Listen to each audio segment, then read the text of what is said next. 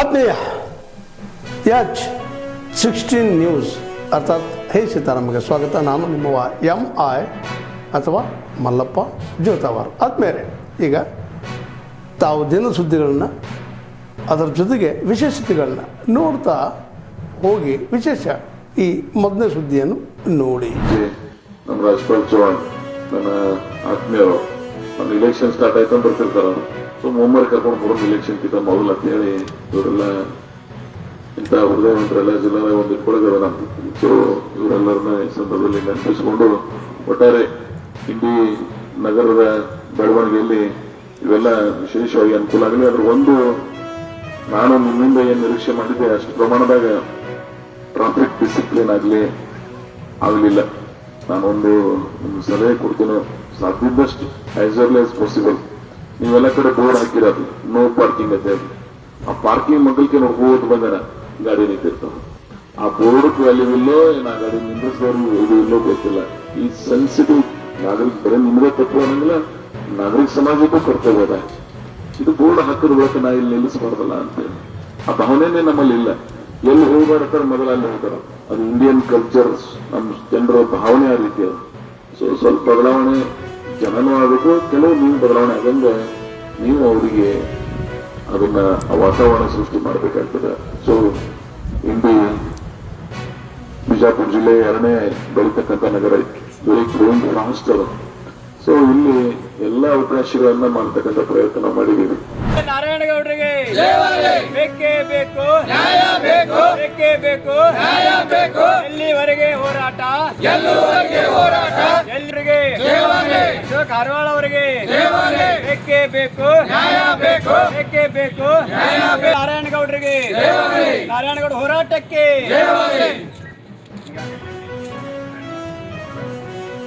ಹೋರಾಟ, ಗೆಲ್ಲುವರೆಗೆ ಹೋರಾಟ, ಯಾತಕ್ಕಾಗಿ ಹೋರಾಟ, ನ್ಯಾಯಕ್ಕಾಗಿ ಹೋರಾಟ.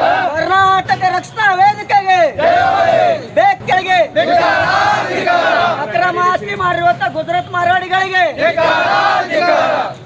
ಬೇಕೇ ಎಲ್ಲಿವರೆಗೆ ಹೋರಾಟ, ಗೆಲ್ಲುವರೆಗೆ ಹೋರಾಟ, ಎಲ್ಲಿವರೆಗೆ ಹೋರಾಟ, ಗೆಲ್ಲುವರೆಗೆ ಹೋರಾಟ, ಬೇಕೇ ಬೇಕು, ನ್ಯಾಯ ಬೇಕು, ಬೇಕು, ನ್ಯಾಯ ಬೇಕು. ಎಲ್ಲಿವರೆಗೆ ಹೋರಾಟ, ಗೆಲ್ಲುವರೆಗೆ ಹೋರಾಟ, ಎಲ್ಲಿವರೆಗೆ ಹೋರಾಟ, ಗೆಲ್ಲುವರೆಗೆ ಹೋರಾಟ. ಸರ್ಕಾರ ಅಂತ ಸರ್ಕಾರಂತೆ ಸರ್ಕಾರ, ಬೇಕೇ ಬೇಕು, ನ್ಯಾಯ ಬೇಕು, ಬೇಕೇ ಬೇಕು. ನ್ಯಾಯ ಬೇಕು.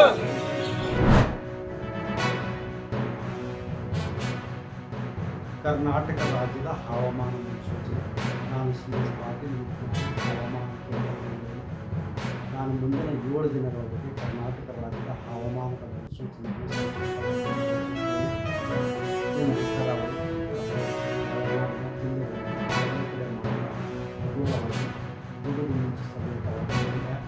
ಮಳೆಯಾಗಿದೆ. ಮಳೆಯ ಜೊತೆಗೆ ಗಾಳಿಯ ವೇಗ 30 ದಾಖಲಾಗಿದೆ. ಪ್ರಮುಖವಾಗಿ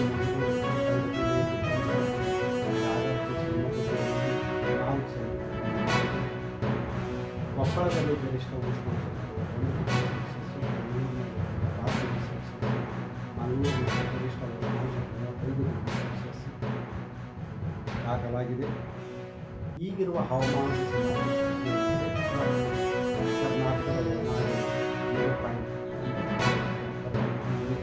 ಇದರ ಪ್ರಭಾವದಿಂದ ಕರಾವಳಿ ಜಿಲ್ಲೆಗಳಲ್ಲಿ 26ರಿಂದ ಮೇ 2ರವರೆಗೆ ಹಗುರವಾಗಿ ಕೆಲವು ಕಡೆ ಮಾತ್ರ ಗುಡುಗು ಮಿಂಚು ಸಮೇತವಾಗಿ ಮಳೆಯಾಗುವ ಹೆಚ್ಚಿನ ಸಾಧ್ಯತೆ ಇದೆ. ಉತ್ತರ ಹಾಗೂ ದಕ್ಷಿಣ ಒಳನಾಡಿನ ಜಿಲ್ಲೆಗಳಲ್ಲಿ ಏಪ್ರಿಲ್ 26 ಹಾಗೂ 27ರಂದು ಕೆಲವು ಕಡೆ ಮಾತ್ರ ಹಗುರವಾಗಿ ಗುಡುಗು ಮಿಂಚು ಸಮೇತವಾಗಿ ಹೆಚ್ಚಿನ ಸಾಧ್ಯತೆ ಇದೆ.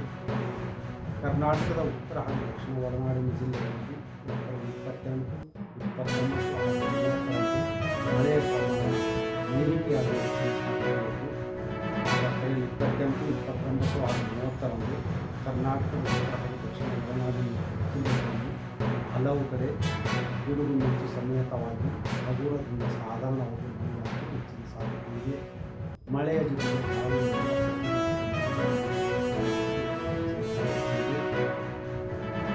ಬೆಂಗಳೂರಿನಲ್ಲಿ ಏಪ್ರಿಲ್ 29, 30, ಮೇ 1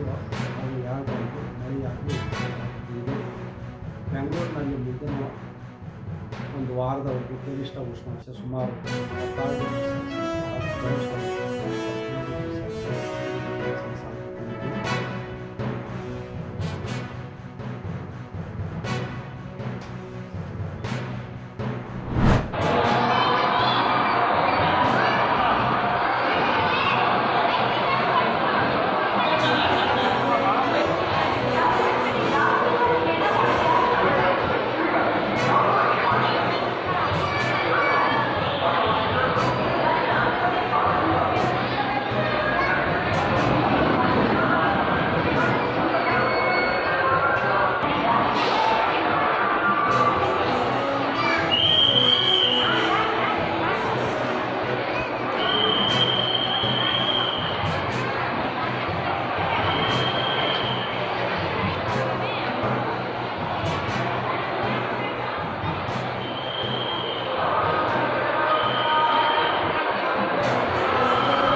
ಆತ್ಮೀಯ H16 ನ್ಯೂಸ್ ಅರ್ಥಾತ್ ಹೇ ಸೀತಾರಾಮಗೆ ಸ್ವಾಗತ. ನಾನು ನಿಮ್ಮವ MI ಅಥವಾ ಮಲ್ಲಪ್ಪ ಜೋತಾವಾರ್. ಆದ್ಮೇಲೆ ಈಗ ತಾವು ದಿನ ಸುದ್ದಿಗಳನ್ನ ಅದರ ಜೊತೆಗೆ ವಿಶೇಷತೆಗಳನ್ನ ನೋಡ್ತಾ ಹೋಗಿ ವಿಶೇಷ ಈ ಮೊದಲನೇ ಸುದ್ದಿಯನ್ನು ನೋಡಿ.